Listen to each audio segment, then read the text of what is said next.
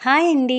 ఈరోజైతే నేను కొత్తిమీర టొమాటో చట్నీ నా స్టైల్‌లో ఎలా చేయబోతున్నానో చూపించబోతున్నాను. ఇది అన్నంలోకైనా, ఏ రకం టిఫిన్‌లోకైనా చాలా బావుంటుంది.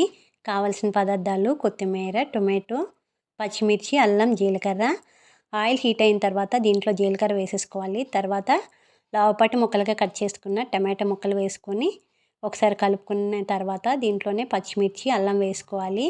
దీంట్లో పసుపు, రుచికి సరిపడా సాల్ట్ వేసేసుకొని మూత పెట్టుకొని మగ్గనివ్వాలి. ఇవి మగ్గిన తర్వాత మనం సన్నగా తరిగి పెట్టుకున్న కొత్తిమీర కూడా వేసేసుకోవాలి. వేసుకున్నాక ఒకసారి కలుపుకొని మరలా మూత పెట్టుకొని ఒక 2-3 మినిట్స్ కుక్ చేసుకున్నామంటే మనకి పోపు రెడీ అయిపోతుంది. ఈ రెడీ అయిపోయిన పోపు చల్లారిన తర్వాత మిక్సీ జార్లో వేసుకొని బ్లెండ్ చేసుకున్నామంటే మనకి చక్కటి కొత్తిమీర టమాటో చట్నీ రెడీ అయిపోతుంది.